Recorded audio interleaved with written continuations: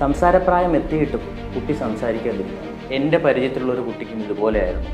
ഒരിക്കലും ആ കുട്ടിയെയും നമ്മുടെ കുട്ടിയെയും ഒരേ തലത്തിൽ കാണേണ്ടതില്ല.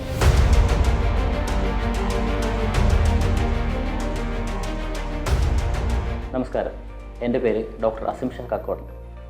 ഒരു കുട്ടിയുടെ മാനസികമായ വളർച്ചയും ശാരീരികമായ വളർച്ചയും വളരെ ഇമ്പോർട്ടൻ്റാണ്.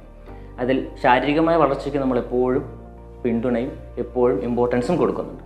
പക്ഷേ മാനസികമായിട്ടുള്ള വളർച്ചയ്ക്ക് ഇതേപോലെ ഇമ്പോർട്ടൻസ് കൊടുക്കണമെന്ന് ചോദിച്ചു കഴിഞ്ഞാൽ അതൊരു ചോദ്യചിഹ്നം തന്നെയാണ്. സംസാരപ്രായം എത്തിയിട്ടും കുട്ടി സംസാരിക്കാതിരിക്കുക. ഇപ്പോൾ നമ്മുടെ വീടിനടുത്തുള്ളൊരു ചേച്ചി വരുന്നു, അല്ലെങ്കിൽ നമ്മുടെ ഒരു ബന്ധു വരുന്നു.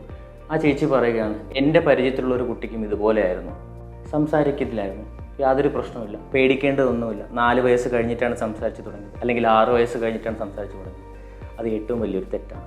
ഒരിക്കലും ആ കുട്ടിയെയും നമ്മുടെ കുട്ടിയെയും ഒരേ തലത്തിൽ കാണേണ്ടതില്ല.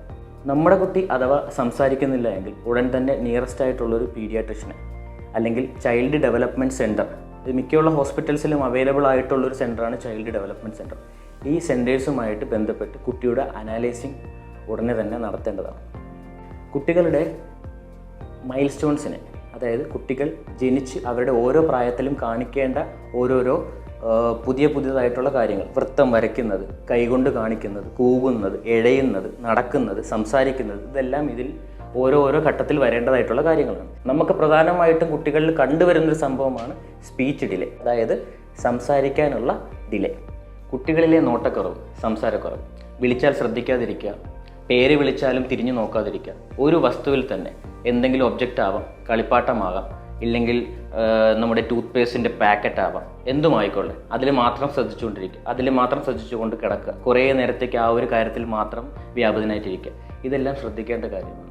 കൂടാതെ കുട്ടികൾ കാണിക്കുന്ന എക്സ്ട്രാ ടെമ്പർ ടാൻട്രംസ് എന്ന് വെച്ച് കഴിഞ്ഞാൽ കുട്ടികൾ കാണിക്കുന്ന ദേഷ്യം, തല കൊണ്ട് തറയിലിടിക്കുക, അവരാഗ്രഹിക്കുന്ന സാധനം അപ്പോൾ കൊടുക്കാതിരുന്നു കഴിഞ്ഞാൽ പോലും തല കൊണ്ട് ചുമരിലിടിക്കുക, തറയിലിടിക്കുക, ഇതെല്ലാം നമ്മൾ വളരെയധികം ശ്രദ്ധിക്കേണ്ടതാണ്. എന്തിനാണ് CDC? അടുത്ത് നമ്മൾ സംസാരിക്കാൻ പോകുന്നത് എന്തിനാണ് CDC, ചൈൽഡ് ഡെവലപ്മെൻറ്റ് സെൻറ്റർ. കുട്ടികളിൽ ഉണ്ടാകാവുന്ന ഞാനീ പറഞ്ഞതുപോലുള്ള ഓരോരോ ജീവിതത്തിലെ മാറ്റങ്ങൾ അതാത് സമയങ്ങളിൽ ഉണ്ടായില്ല എങ്കിൽ അതിനെ അനലൈസ് ചെയ്യുകയും അതിന് വേണ്ട തെറാപ്പി കൊടുക്കുകയാണ് CDC ചെയ്യുന്നത്. ഇവിടെ കൺസേൺഡ് ആയിട്ടുള്ളൊരു ഡോക്ടർ ഉണ്ടാകും, അതിന് കീഴിൽ സ്പീച്ച് ഒക്കുപ്പേഷണൽ തെറാപ്പീസ് കൊടുക്കുന്ന തെറാപ്പിസ്റ്റുകൾ ഉണ്ടാകും, അതായത് പെത്തോളജിസ്റ്റുകൾ ഉണ്ടാകും. അവരുടെ കീഴിൽ തന്നെ കുട്ടികൾക്ക് വേണ്ട ശിക്ഷണം കൊടുത്താൽ നമുക്ക് ഈ അവസ്ഥയിൽ നിന്ന് കുട്ടീനെ കംപ്ലീറ്റ്ലി മാറ്റിക്കൊണ്ടുവരാൻ പറ്റും.